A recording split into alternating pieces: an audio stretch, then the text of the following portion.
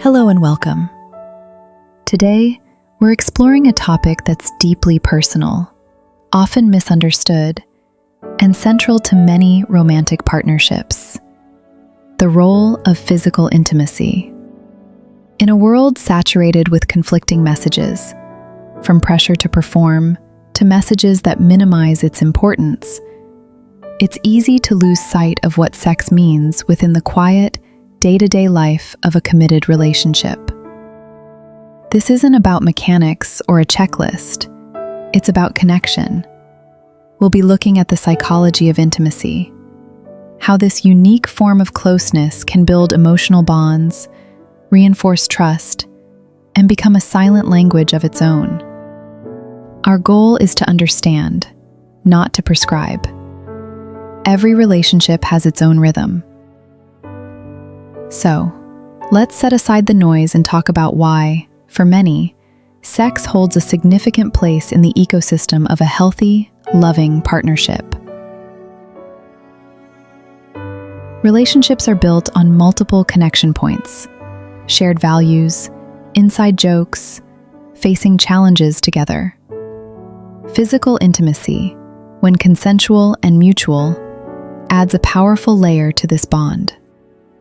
Psychologists often refer to it as an attachment behavior. It's a way of reinforcing that primal feeling of safety and us against the world.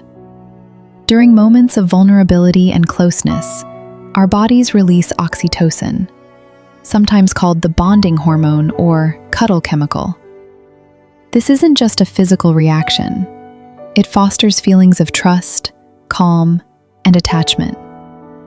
It's the biological underpinning of that deep sigh of contentment, that feeling of being home with another person. Beyond the bond, intimacy offers a unique validation. In the flow of daily life, managing work, chores, stress, it's easy to feel like a manager or a co-pilot rather than a romantic partner. Consensual, mutual desire communicates, "I see you," not just as my partner, but as the person I am drawn to. I choose you, again and again. This isn't about vanity. It's about being seen in your entirety and still being wanted. That feeling can be a profound antidote to the invisibility that can sometimes creep into long-term relationships. Words can fail us. We can say, "I'm sorry," or "I love you." But sometimes, touch communicates what language cannot.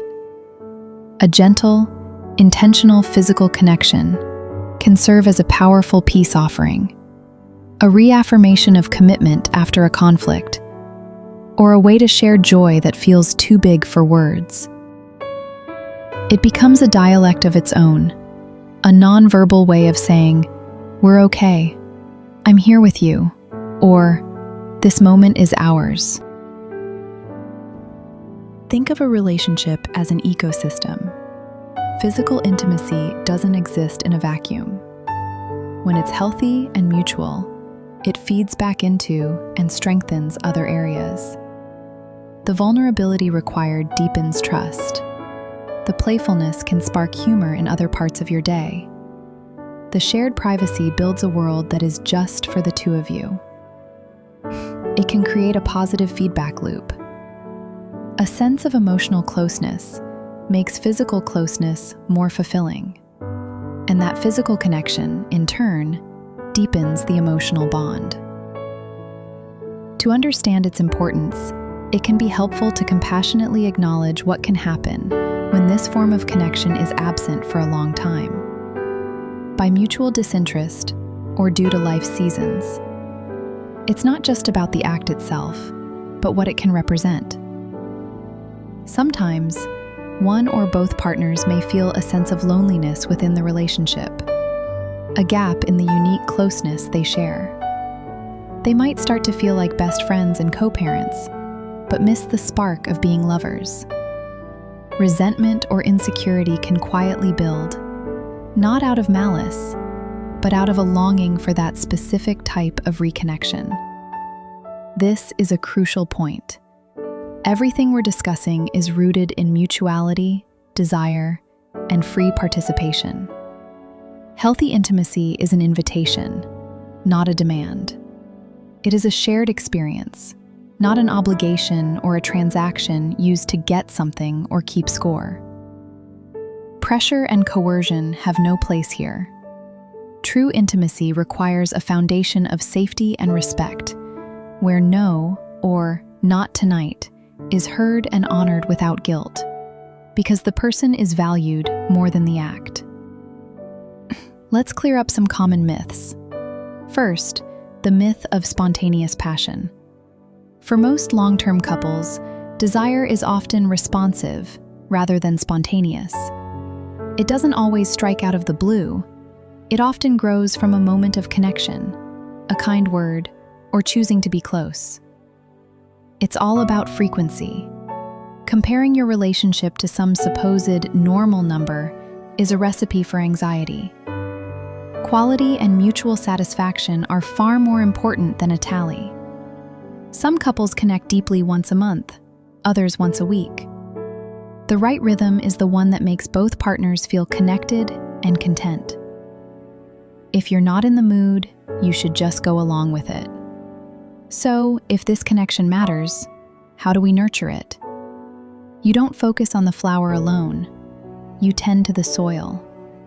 This means prioritizing emotional safety, being able to share fears and wants without judgment.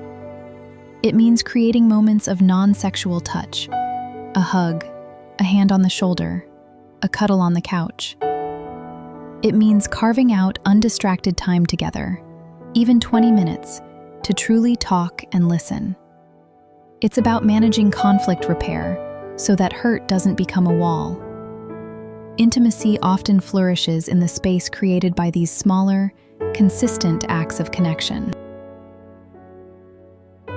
Physical intimacy in a committed relationship is about much more than physiology. It's a sanctuary, a private language, and a powerful ritual of reconnection.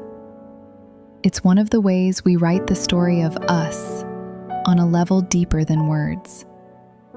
It is not the sole pillar of a relationship, but for many, it is a vital thread in the tapestry, one that intertwines with trust, communication, and love to create a stronger, more resilient bond.